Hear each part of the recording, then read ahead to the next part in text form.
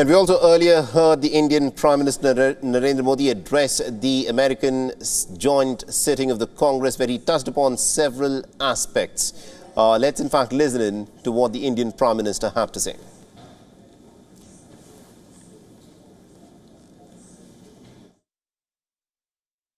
In the past few years, there have been many advances in AI, artificial intelligence. At the same time, there have been even more momentous development in another AI, America and India.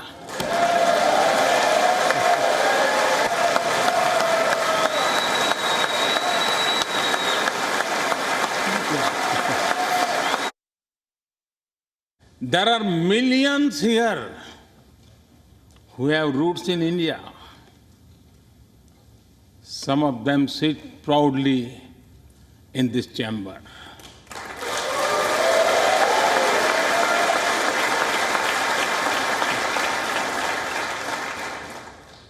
And there is one behind me who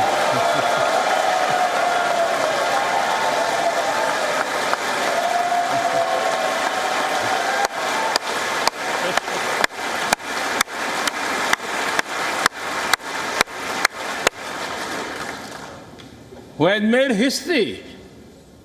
I am told that the Samosa caucus is now the flavor of the house. I hope it grows and brings the full diversity of Indian cuisine here.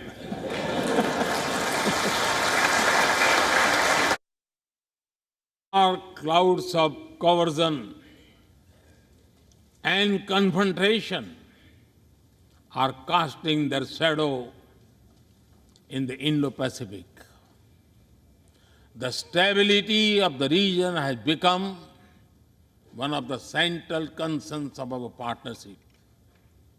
We share a vision of a free, open, and inclusive Indo-Pacific.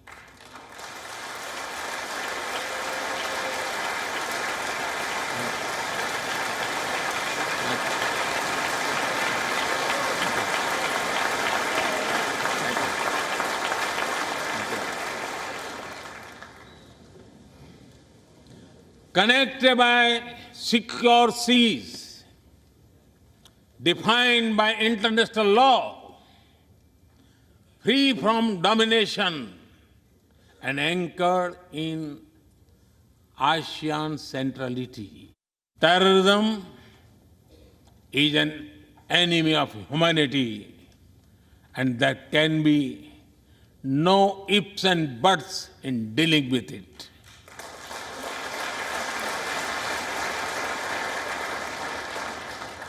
We must overcome all such forces sponsoring and exporting terror. Giving a voice to the global South is the way forward. That is why I firmly believe that the African Union be given full membership of G20.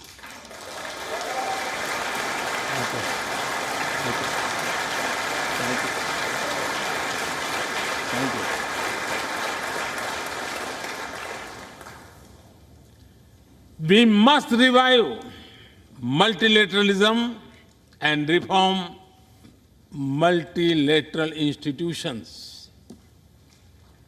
With better resources and representation that applies to all our global institutions of governance, especially the United Nations. So that was the Indian Prime Minister there, talking about various aspects that he touched upon as a part of his address to the joint sitting of the Congress. And what is also interesting is that this visit by the Indian Prime Minister has got pretty much everything. The Indian Prime Minister has met with the thought leaders, he's met with the business leaders, he also met with Elon Musk, the man who's now the owner of the micro-blogging site Twitter. And he also later, of course, has had several other engagements, like, for instance, he led the World International Day of Yoga, and he did that at the United Nations headquarters. And since then, since this morning, he's been very busy in Washington, D.C. at the White House. At the lawns of the White House, he in fact narrated a personal anecdote as to how 30 years ago he had come as a common citizen to the United States of America, and he had looked at the White House from outside of his fence. He was just a common citizen, and therefore he could never hope to enter into the White House back then, 30 years ago. But since he's become the Prime Minister, he's been to the White House several times, but this is his first time as a state visit that he's visiting the United States. And he also said something very interesting, that back then, when he had come as a normal citizen, he could not have got inside the lawns of the White House. But then he pointed out at the number, several hundreds of Indian American members of the diaspora who were present in the White House, and he said that this is a proud moment for people of Indian origin who are present in such big numbers inside the lawns of the White House.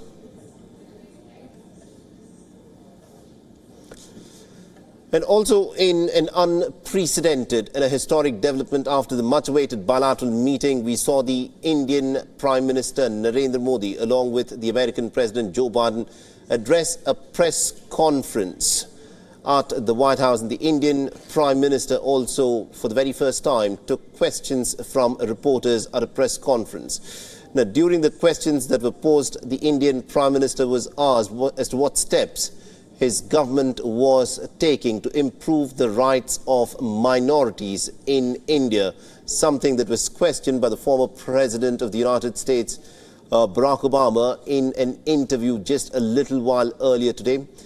Now, in response, the Indian Prime Minister, of course, stressed upon how deeply ingrained the ideals of democracy are for the people of India, and how it's actually now a part of Indian history. That democracy is a part of Indian history, and the way democracy is run in India is now in the DNA of the people of India. Listen to what the Indian Prime Minister had to say to a question that was asked during the press conference about his track record on how the minorities are being treated in India. Listen to the response by the Indian Prime Minister. मुझे आश्चर्य हो रहा है कि आप कह रहे हैं कि लोग कहते हैं नहीं, भारत डेमोक्रेसी है। और जैसा राष्ट्रपति बाइडेन ने कहा, भारत और अमेरिका दोनों के डीएनए में लोकतंत्र है।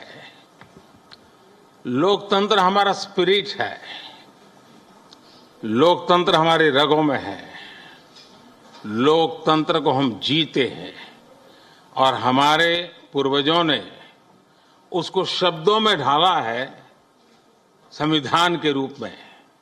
और हमारी सरकार लोकतंत्र के मूलभूत मूल्यों को आधार लेकर के बने हुए संविधान के आधार पर चलती है।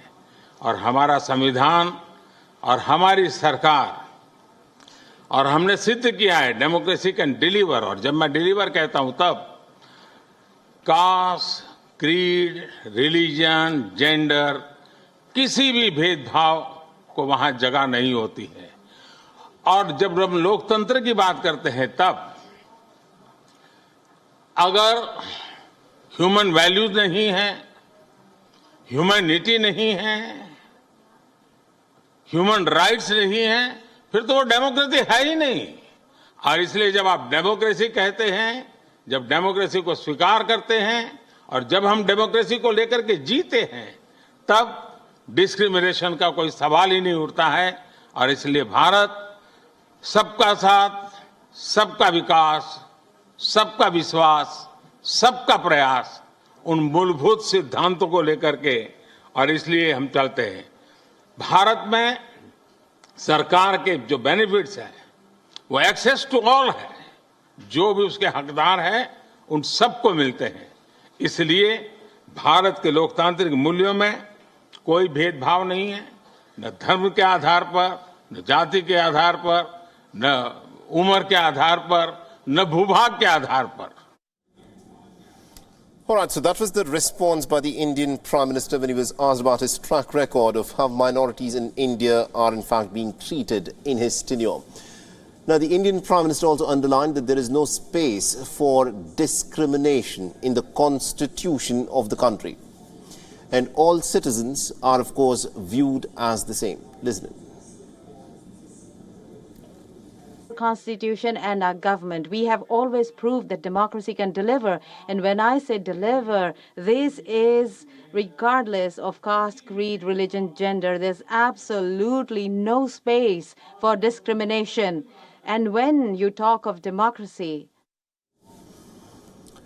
And US President Joe Biden was also asked to comment on the statements made by his party members who claimed that the current administration is in fact overlooking the alleged targeting of religious minorities in India. Now here was the response. We're straightforward with each other and we respect each other. One of the fundamental reasons that I believe the U.S.-China relationship is not in the space it is in the U.S.-Indian relationship is that there's an overwhelming respect for each other because we're both democracies. And it's a common democratic character of both our countries that, and our people, our diversity, our culture, our open, tolerant, robust debate. And I believe that we believe in the dignity of every citizen. And it is in America's DNA, and I believe in India's DNA, that the whole world has a stake in our success, both of us, in maintaining our democracies, makes us appealing partners, and enables us to expand democratic institutions around the world. And I believe this, and I still believe this. Now, what is interesting is just before the Indian Prime Minister and the American President stepped up for that press conference, there was this interview of the former American President Barack Obama, which he had given to an American private news channel, in which Barack Obama had raised some serious concerns about ethnic minorities in India. Barack Obama in that interview had said, and I quote him here, "If I had a conversation with Prime Minister Modi, who I know well, part of my argument would be that if you do not protect the rights of ethnic minorities in India, then there is a strong possibility that at some point India starts pulling apart."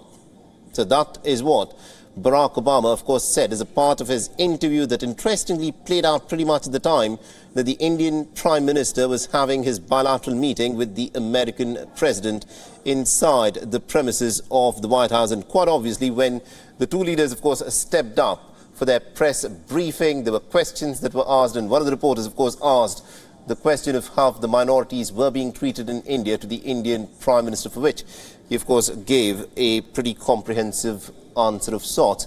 And this is a visit that, remember, that's seen several aspects of how the dynamics between India and the United States will play out. That's the Indian Prime Minister there being escorted by the First Lady and the President of the United States of America, President Biden, and the First Lady Jill Biden, as the state dinner is expected to commence in a few moments from now. And joining us in this broadcast, we've got Susan Tehrani, my colleague, who's been tracking the story very, very closely for us since this morning. Now, Susan, what we've been witnessing since this morning is history in the making. This is a major realignment that we're looking at, where the India-US equation is going to strengthen quite remarkably from here. You know, earlier when it was being talked about, it was being speculated that the defense deals will, of course, make the headlines, but that's just not it. It's the optics and also the many other aspects of what's been going on that are making the headlines as the Indian Prime Minister has been hosted at the White House today.